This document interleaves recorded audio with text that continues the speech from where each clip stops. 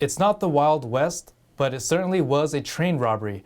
Thousands of opened and damaged packages were found strewn across railway tracks in East Los Angeles. Authorities say thieves stole them from trains. We hear more from NTD's John Fredericks. Just 3.5 miles from northeast of downtown Los Angeles, railroad cars slowly move along the tracks in the neighborhood of Lincoln Heights. But what lines on the ground is shocking. Thousands upon thousands of empty and shredded boxes stolen from the cargo containers. Destroyed boxes that once contained the hopeful deliveries of snowboarding boots, various medical supplies, and even ripped open boxes of automobile oil sit within arm's reach of our television crew. One doorway to a cargo container gently hangs open with some of the contents still inside, drilled open by looters in the early hours of the morning. They jump on these trains, these locks that these containers have are really, sometimes they're plastic seals. You know, the locks aren't really strong, you know. They don't care if the train's moving or not. They jump on the trains, pop the lock, and just start grabbing whatever they see. On top of customers missing their items, neighbors in the area are also concerned about these robberies. One woman remaining anonymous and concerned for her safety shared that a local man was killed by transients responsible for the robberies just by being in the wrong place at the wrong time. Another neighbor mentioned that though crime has always been around the railroad tracks, things violently increased over the coronavirus pandemic. Witnesses in the area also stated that the demographic for the crime was broad and included women and out-of-school teenagers, all of whom conceal themselves in masks and hoodies to conceal their identities. For those still awaiting packages, there might be the unfortunate chance that it has been intercepted while making its way in and out of Los Angeles. Los Angeles city officials, along with the Los Angeles County Sheriff's Department, have mentioned they are stepping in to investigate. This is John Fredericks, NTD News. Prosecutors are charging 4 suspects involved with the death of an LAPD officer. The cop and his girlfriend were reportedly house shopping when they were robbed. Federal prosecutors have charged 4 people in connection with the robbery and killing of an off-duty Los Angeles police officer. The 4 suspects, between the ages from 18 to 34, are allegedly tied to a street gang known as Florencia 13, or F-13, according to an FBI announcement on Thursday. As you know, an FBI agent swore out and federal prosecutors filed a criminal complaint charging 3 members and an associate of Los Angeles street gang with violating a federal racketeering statute for their roles in the robbery and fatal shooting earlier this week of Officer Arroyos. Officer Fernando Arroyos, age 27, was fatally shot on Monday at about 9:15 p.m. Authorities said he and his girlfriend were house shopping when the suspects approached them with guns. At some point during the robbery, they exchanged gunfire. It's been nonstop day and night for the last 4 days, and we have made enormous progress. Arroyos' girlfriend was not physically injured. The 4 are charged with violent crime and racketeering, which carries a potential death penalty or minimum sentence of life in federal prison without parole. The LA County Sheriff's Department and FBI are continuing their investigation. David Lamb, NTD News, California. A steep Omicron surge in California is forcing some parents to rethink their kids' education. Some parents are pulling their children out of school. One mother says safety measures for in-person classes are not in place. Let's take a closer look.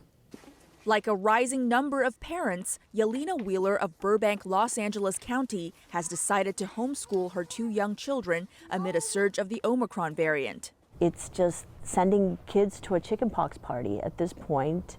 And even though, even from the CDC saying everyone's going to get it, do we all have to get it right now at this point in time and to tax our healthcare system even more?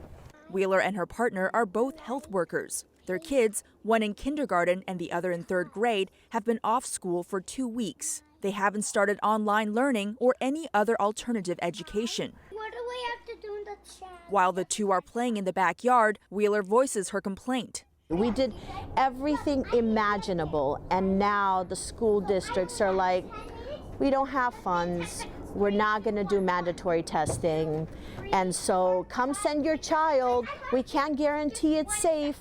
Earlier, a group of parents held a 7-hour meeting with their school district, demanding the board impose mandatory testing.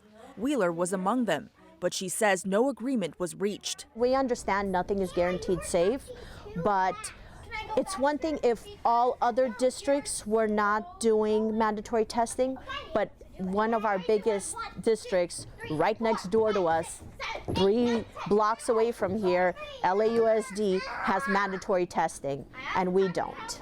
Her message to the district is to put students first. It's not about how much money you're going to lose by postponing school or turning everything online. It's about the actual health of your children. And guess what? Sick kids don't want to learn.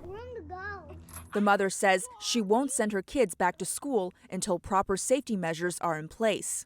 Make testing mandatory, have proper PPE for all staff and all students, and that's the only way that we could truly safely come back. Wheeler says she has yet to receive a letter from the school district about her children's truancy, but other parents have received them, plus the threat of fines if their children don't return to school. On Thursday, Virgin Orbit launched a rocket to space from a jumbo jet flying out over the Pacific Ocean. The company launched a rocket to space from the jet flying off the coast. Cosmic Girl orbit base on the S-turn maneuver. The jet, known as Cosmic Girl, took off from California's Mojave Air and Spaceport with the Virgin Orbit's rocket tucked under its left wing at 1:39 p.m. on Thursday. An hour into the modified Boeing 747's flight, the 70-foot-long booster rocket detached and ignited at an altitude of about 35,000 feet, hurtling toward the stars. I mean, one of our satellites that is going up today will be monitoring agriculture and crops around the world and so on. All 7 satellites were safely delivered to a low Earth orbit. And the tremendous thing about using a 747 is we can put them into, any orbit from anywhere in the world. Among the launch satellites, one is for the U.S. Defense Department, the other is for the Polish company Sat Revolution, and another is for the international company Spire Global. This is the 3rd launch carrying customer satellites. The first launch carrying multiple satellites into orbit was in January last year. Virgin Orbit was founded by British billionaire Richard Branson in 2017 in Long Beach, California. The company is targeting the space market for launching small satellites. Now they are planning to run 6 more space missions this year and expect to launch from the United Kingdom for the first time. On Wednesday evening, the Highway Patrol rescued a parachuter who crashed into a mountain peak in Yolo County. One of them was seriously injured and airlifted to an ambulance. On Wednesday, a parachuter crashed into a rocky cliff on a mountaintop, rendering him unconscious. Fortunately, another parachuter landed near the crash scene and called 911 for rescue. CHP officers flew in on a helicopter to lift the unconscious parachuter to safety. The 23-year-old parachuter was on Glasscock Peak, tangled in his chute with serious injuries. The CHP dispatched a helicopter at 4:30 p.m. CHP firefighter Sean Bouya said it was lucky that they arrived when they did, as it was at most 15 minutes before nightfall. According to the CHP, the injured parachuter was transported to a Kaiser Permanente in Vacaville.